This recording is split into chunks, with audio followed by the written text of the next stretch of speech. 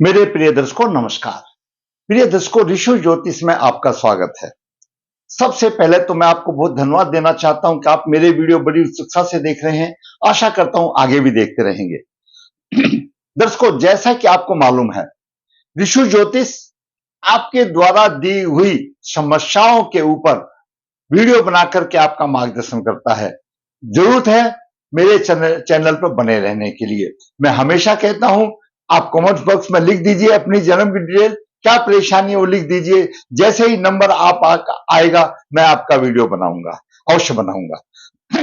आज के वीडियो में हम आपका मार्गदर्शन करेंगे एक ऐसे पुरुष की कुंडली में, लगन कोई भी हो, कोई भी लगन हो, ये लगन का भाव है, ये द्वितीय भाव धन और कुटुंब का भाव है, तीर्थ भाव पराक्रम का, चतुर्थ भाव घरेलू सुख माता भूमि का, पंचम भाव शिक्षा बुद्धि विवेक का, छठा भाव रोग ऋण शत्रु कारागार और संघर्ष का भी भाव है, सप्तम भाव जीवन साथी का और दैनिक व्यवसाय का भाव है, अष्टम भाव आयु का भाव है, कष्ट का भाव है, दीर्घकालीन रोग का भाव है, नवम भाव भाग्य भाव है, धर्म भाव है, दसम भाव शीर्ष भाव है, ऊंचाई पर ले जाने वाला भाव है, सम्मान का भाव है, एकादश भाव इच्छा पूर्ति का भाव है, आमदनी का भाव है, आपकी सोसाइटी का भाव है, बड़े भाई का भाव है, द्वादश भाव खर्च का भाव है, दंड का भाव है, विदेश का भाव है और सेवा सुख का भाव है। ये साधारण तौर पर बताता हूं। आपकी कुंडली किसी भी लगन की हो, यहां पर भी कोई भी राशि आपकी आए, वही लगन की राशि है, उसका स्वामी लग्नेश है और ये धन भाव का स्वामी है, यानी द्वितीय भाव धन और परिवार का भाव है। धन भाव का स्वामी कुंडली में शुभ स्थिति में हो, अच्छे स्थान पर हो और लग्नेश की दृष्टि हो, तो ऐसे जातक को धन की कोई कमी नहीं रहती और उसका पारिवारिक सुख अच्छा मिल जाता है। और आज आर्थिक युग है, धन तो सबको चाहिए और लग्नेश कुंडली का संचालक है। जहां पर लग्नेश की दृष्टि होगी वह उसको अच्छा ही योग बनाएगा, सम्मान पर बनाएगा। तो आज के विषय में खास बात है, आज के वीडियो में, कि धन भाव का स्वामी शुभ स्थिति में हो और उसके ऊपर लग्नेश की, कोई भी लग्नेश होने दो, उसकी स्थिति हो तो उसको धन की समस्याएं नहीं आती। और भी कुछ योग है, साथ साथ विचार करेंगे जैसा भी है। दर्शकों, आज का 12 जनवरी 1992 का जन्म है जातक का, शुक्ल पक्ष 7 रेवती चरण 1 रविवार का जन्म है। धन भाव और धनेश पर लग्नेश गुरु का प्रभाव, संबंधित कुंडली में लग्नेश गुरु है, इसलिए मैंने लग्नेश गुरु लिखा है। धन और परिवार का अच्छा सुख, धन की कमी नहीं, व्यवसाय में प्रतिष्ठा भी। संबंधित कुंडली में लग्नेश गुरु है, यहां पर लग्नेश गुरु है और द्वितीय भाव कोई भी राशि होने दो, उसके ऊपर, उसके स्वामी के ऊपर गुरु का, लग्नेश का प्रभाव हो तो अच्छा धन का सुख मिलता है और धन भाव पर भी हो तो सोने पर सुहागा हो जाता है। संबंधित कुंडली में लग्नेश गुरु है और गुरु की 3 दृष्टियां हैं। गुरु जहां पर भी बैठता है उसकी 3 दृष्टियां हैं। वो जरूरी बात है, जिस स्थान से गुरु देख रहा है उसमें प्रभाव में अंतर तो ला जाता है। संबंधित कुंडली में छठे भाव से देख रहा है, थोड़ा सा अंतर तो आएगा, लेकिन फिर भी उसको धन की कोई कमी नहीं रहेगी। आइए विचार करते हैं क्या कहती है कुंडली। जन्म के समय पर मीन लगन में जातक का उदय हुआ और मीन लगन के 26 डिग्री 24 मिनट उदय अंश है। वहीं पर चंद्रमा 17 डिग्री 47 मिनट लेकर के विराजमान है। शुक्ल पक्ष 7 का चंद्रमा है, रेवती चरण 1 में। रेवती चरण अच्छा माना जाता है, थोड़ा सा गंडमूल तो माना जाता है, वो एक अलग बात है। चतुर्थ भाव में केतु 15 डिग्री लेकर विराजमान है। छठे भाव में लग्नेश गुरु 20 डिग्री 37 मिनट लेकर के मित्र की राशि में, सूर्य की राशि में। नवम भाव में शुक्र विराजमान है। दसम भाव में मंगल 8 डिग्री लेकर विराजमान है, बुध 9 डिग्री, राहु 15 डिग्री 27 मिनट और सूर्य 27 डिग्री 33 मिनट लेकर विराजमान है। एकादश भाव में शनि 13 डिग्री लेकर विराजमान है। ग्रहों की स्थिति के मुताबिक सूर्य धनु राशि में है और गुरु सिंह राशि में है। इनका राशि परिवर्तन योग भी हो रहा है और गुरु की दृष्टि राहु पर भी है, मंगल पर भी है, बुध पर भी है और सूर्य पर भी है। राहु दशम भाव में है, मीन राशि में है, असफल देने वाला है, लेकिन गुरु का शुभ प्रभाव भी है। तो राहु का नव पंचम योग बन रहा है, सूर्य के साथ राशि परिवर्तन योग बन रहा है, राहु का नव पंचम योग बन रहा है।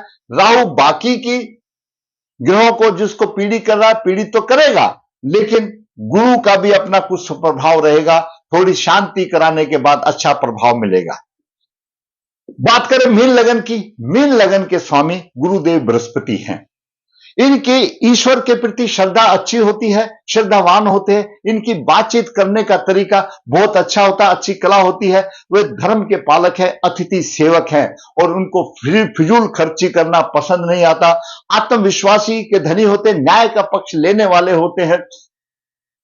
अगर इनके साथ कोई दुष्टता का व्यवहार भी करता है तो बदले में ये उसके साथ शुभ प्रभाव ही करते हैं, अशुभ प्रभाव नहीं देते। लग्नेश गुरु छठे भाव में है। कोई भी किसी भी लग्नेश आपका हो छठे में, अष्टम में, द्वादश भाव में, तो पितृदोष माना जाता है। क्यों? छठा भाव अष्टम भाव त्रिक भाव है और द्वादश भाव त्रिक भाव अशुभ भाव कहे गए हैं। लग्नेश गुरु छठे भाव में है।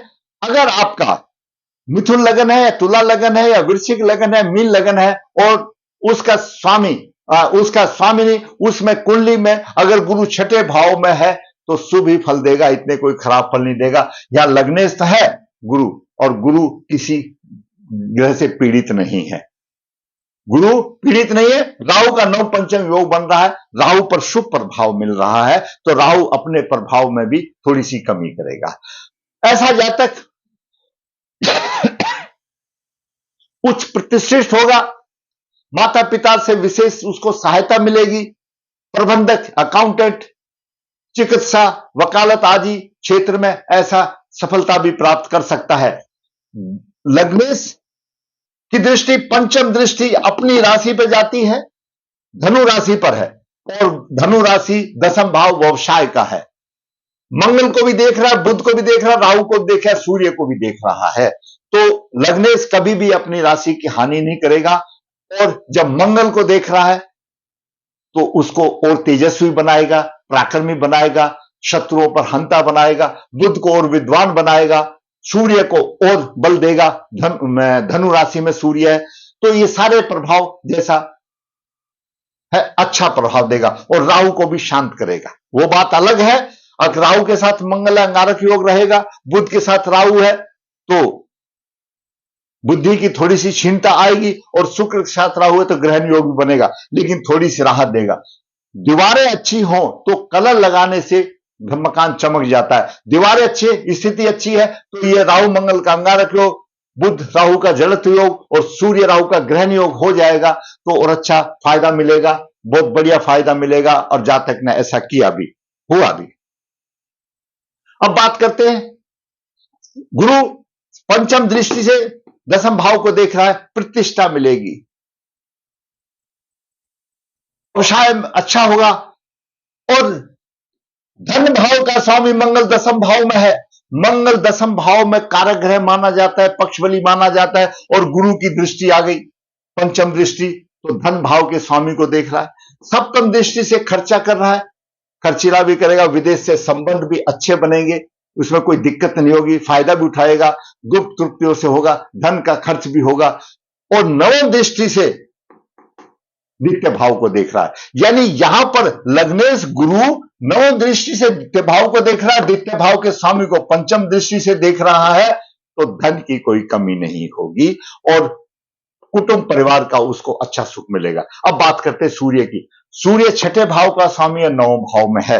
कह देने को तो कह देते हैं कि सूर्य चंद्रमा को छठे आठवें भाव का स्वामी का होने का दोष नहीं लगता, लेकिन थोड़ा बहुत होता भी है और नहीं भी होता, दोनों ही बातें। शुभ स्थिति में हो तो अच्छा। धनु का सूर्य है, धनु का सूर्य अच्छा माना जाता है। परंतु राहु से पीड़ित है।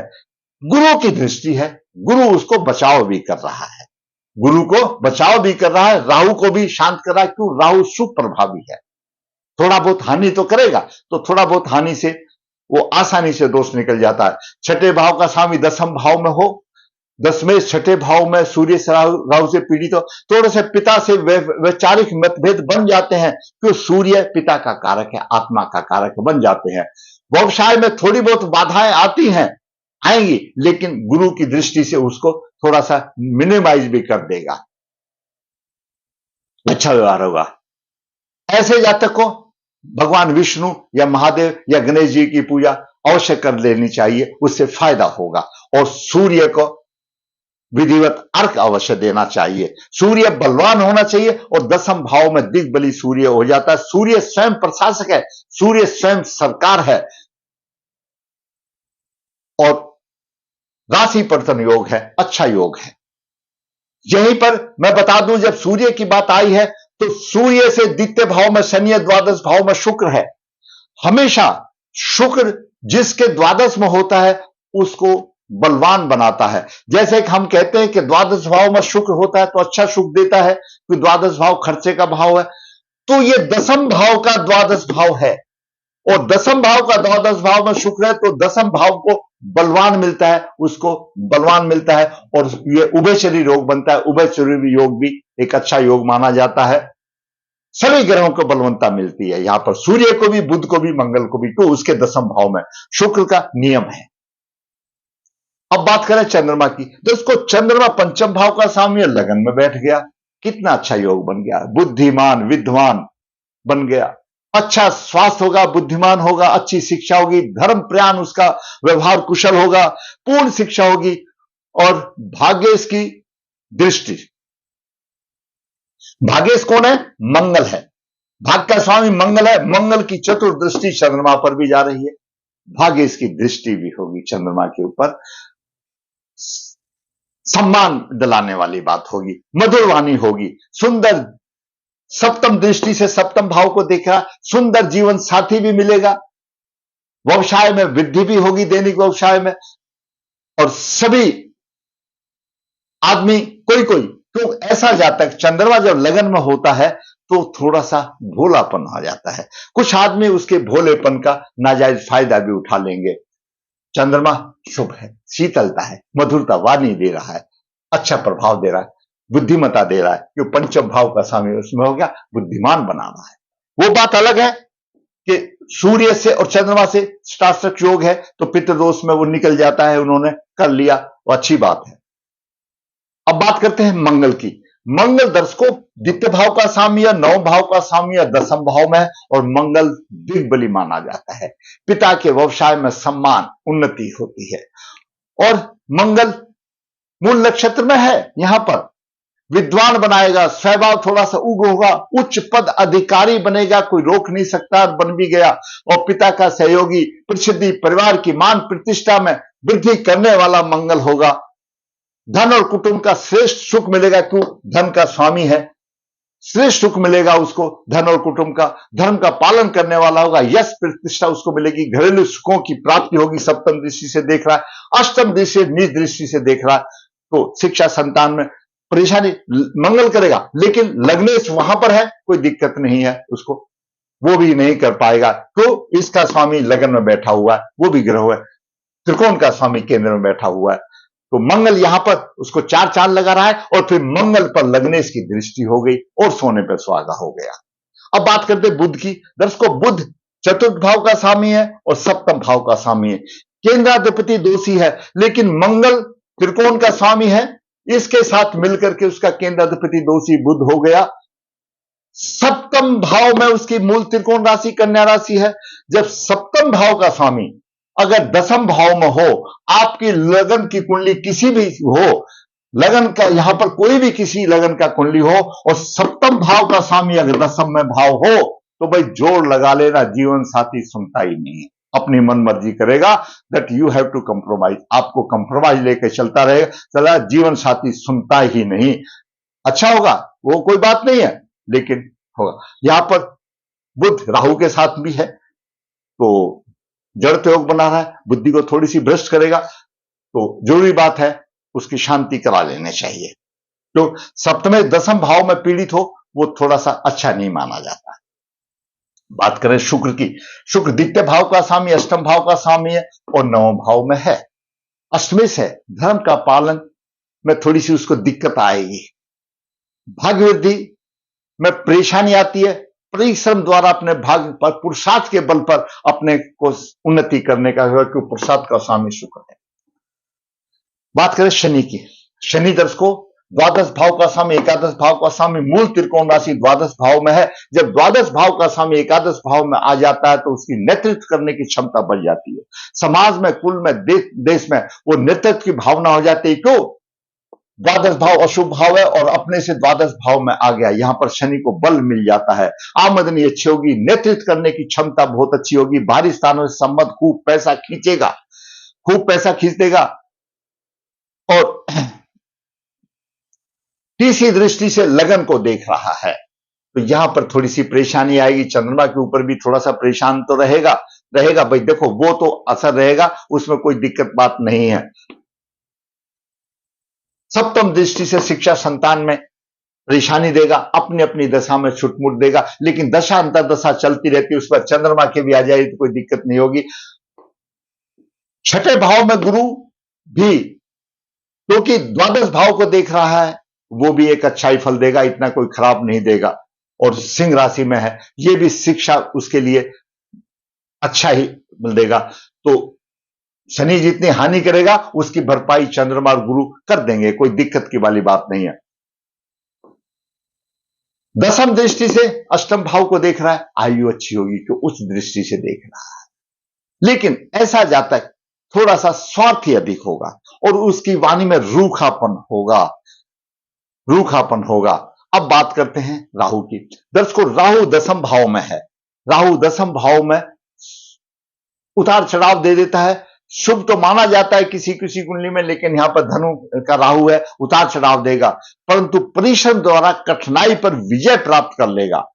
कुटुंब का भरण पोषण करने वाला होगा, पांचवी दृष्टि से देख रहा तो कुटुंब का भरण पोषण करेगा।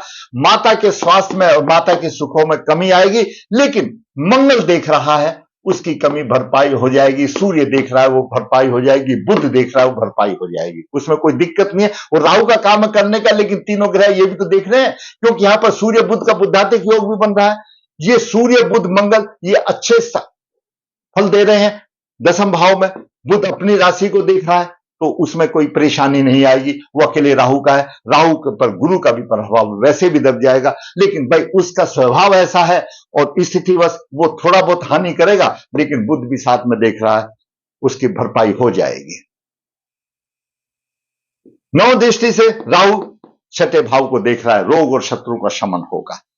अब बात करें केतु की, केतु चतुर्थ भाव में है, माता के पक्ष में कष्ट होगा, घरेलू सुखों में कमी का कारण केतु देगा, अपनी अपनी दशा में देंगे। वो एक अलग बात है, भाई शुभ प्रभाव दे रहा तो होगा, लेकिन ग्रहों का अपना प्रभाव जब उसकी दशा आएगी तो कहीं ना कहीं त्रुटिपूर्ण प्रभाव देगा, हानि होगा।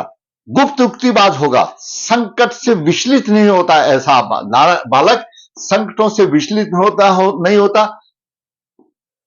गुप्त युक्तिबाज से पिता अपना काम चलाएगा। सप्तम दृष्टि द्वादश भाव में है तो व्यवसाय में थोड़ी सी बहुत वह रहेगी। नौ दृष्टि खर्च के भाव में तो खर्च होगा, आमदनी हो रही है तो खर्चा भी, वो ग्रहों का विशेष प्रभाव है। लेकिन बाकी ये छोटे मोटे प्रभाव तो चलते रहते हैं, कोई बड़ी बात नहीं। कोई अगर कुंडली में एक दो ग्रह भी अच्छा हो तो बाकी सब वो फतेह हो जाती है, वो उसका जीवन निकल जाता है। ये ग्रह पंचम भाव का स्वामी चंद्रमा में है, इससे अच्छा और क्या होगा। धन भाव के स्वामी को मंगल को गुरु देख रहा है और धन भाव को भी देख रहा है। धन की कोई कमी नहीं, पारिवारिक सुख भी अच्छा मिलेगा और व्यवसाय भी अच्छा होगा। यहां व्यवसाय की दृष्टि से सूर्य भी दसम भाव में, बुध भी दसम भाव में, मंगल भी दसम भाव में है, तो वो सारे ही अच्छे हैं। फिर जरूरत यह है जैसा उसने किया तो आप भी कर लेना, आपका भी ऐसा हो। राहु और सूर्य का ग्रहण योग शांति कराया, बुध और राहु का जड़त्व योग शांति कराया, मंगल राहु का अंगारक योग शांति कराया। शांति कराने से ऐसे जातक को अच्छा फायदा हुआ। गुरु देख रहा है, उसके दोष को फीका तो कर रहा है, हल्का कर रहा है, लेकिन अगर दोष निवारण करने से और गुरु का काम आसान हो जाता है और जातक को फतेह हो जाती है, और ऐसा ही हुआ। तो दर्शकों, मैंने आज आपको बताया कि धन भाव का स्वामी कोई भी कुंडली हो, धन भाव का स्वामी अगर लग्नेश कोई भी हो, लग्नेश की उस पर दृष्टि हो तो अच्छा होगा, और धन भाव के स्वामी पर भी लग्नेश की दृष्टि हो तो धन की कोई कमी नहीं होती। लग्नेश छठे भाव में पितृदोष होगा, कोई भी लगन होने दो, लग्नेश छठे भाव में, छठे में, अष्टम में, द्वादश में पितृदोष माना जाता है। दसम भाव में मंगल और लग्नेश गुरु का प्रभाव है, पराक्रमी, साहस और धनी और व्यवसाय में प्रतिष्ठा मिलाएगा। दसम भाव में मंगल है और गुरु का प्रभाव है, साहसी भी होगा, प्रतिष्ठावान भी होगा और प्रतिष्ठा दिलाएगा। उभयचरी योग है, सूर्य के दोनों तरफ ग्रह है, एक तरफ शुक्र है, एक तरफ शनि है, उभयचरी योग है। उभयचरी अपने आप में एक राजयोग कारक हो जाता है। राशि परिवर्तन योग है, गुरु और शनि का राशि परिवर्तन योग है, ये भी कहीं ना कहीं है। लेकिन जब वो बता ग्रहों की स्थिति अच्छी हो, अगर पीड़ित हो तो उसका उपाय आसीन से हो जाता है।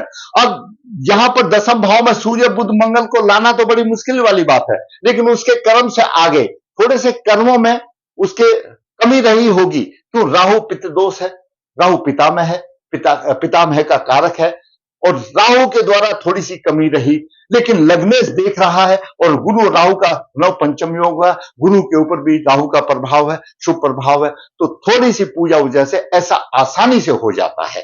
क्योंकि थोड़ा सा ये संभालने वाली बात है, थोड़ी सी प्रॉब्लम लेके आया, हल्के दोष होंगे तो ऐसा लेके आया, भाई दोष का उपाय कर दिया तो और चमक गया, नहीं है तो उसको किसी धन और व्यवसाय में कोई कमी वाली बात नहीं थी, लेकिन उपाय कर दिया, अच्छा होगा।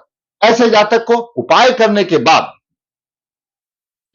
लग्नेश का रत्न हमेशा गले में धारण करना चाहिए। या आप ऐसा सोच के सोचो कि अगर लग्नेश का रत्न गले में धारण करते हैं तो ऐसा मान के सोचो गुरु भी लगन में पहुंच जाएगा। जब गुरु लगन में पहुंच जाएगा, थोड़ा सा आप इत्मीनान लगे, उसकी पंचम दृष्टि, उच्च दृष्टि पंचम भाव पर होगी, अच्छी दृष्टि सप्तम भाव पर होगी, और नवम दृष्टि यहां पर होगी, शुक्र कोई बलवान मिलेगा, भाग्य मिलेगा, तो लग्नेश का रत्न उसको जरूर गले में धारण कर लेना चाहिए। और शुक्र की महादशा चल रही है 2014 से 2034 तक, ज्येष्ठ नक्षत्र में जन्म तारा है, अच्छी दशा चल रही है। जातक ने थोड़ी बहुत कमी थी, उपाय किया, रत्न धारण किया और राह आसान हो गई। दर्शकों, मैंने एक होनहार जातक का, जिसकी की आयु आज 32 साल की है और उसको काफी अच्छा फल मिल गया, सब दोष निकालने के बाद, भगवान से ये हम तो प्रार्थना ही कर सकते हैं आपके अच्छे के लिए। आप भी अपने, अगर आपकी कुंडली में दोष है तो ऐसे दोष श्रद्धा से निकालें, आपको अवश्य फायदा होगा।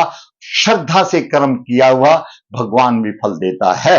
हम कुंडली में मार्गदर्शन आपका कर सकते हैं, उपाय तो आपको करना है। आपकी जैसी श्रद्धा होगी भगवान वैसा ही फल देंगे। दर्शकों, मेरा वीडियो अगर ये आपको अच्छा लगा है तो मैं ये कहूंगा आप दोस्तों को शेयर करें, आप लाइक करें, और जिसने चैनल सब्सक्राइब नहीं किया सब्सक्राइब करें। दर्शकों, ऋषि ज्योतिष नर्मदा जी के तट के पर है, जहां पर काल सर्पदोष पितृदोष की पूजा की जाती है। जो जरूर समझता है संपर्क कर सकता है। ऋषि ज्योतिष हाथ से पत्रिका लिखता है, वर्क कुंडली को लेकर के निचोड़ देता है। ये तो लगन के आधार पर ही है, इसके बाद वर्क कुंडली में प्रभाव कुछ चेंज भी हो सकता है। मैं हमेशा डंके की चोट पर बताता हूं, भाई लगन के आधार पर ही हम वीडियो बनाते हैं। वर्क कुंडली में भी देखा जाए तो किसी अंतिम स्टिक परिणाम तक पहुंचा जा सकता है, वो कुंडली का विषय है। कन्या भाव के लिए गुण मिलान बिना किसी शुल्क से आपकी सहायता की जाती है। जरूरत है ऋषि ज्योतिष के चैनल पर बने रहने की, जरूरत है ऋषि ज्योतिष में आपको कमेंट्स लिखने की। आप कमेंट्स लिखिए ताकि मेरा भी उससे मनोबल ऊंचा होगा।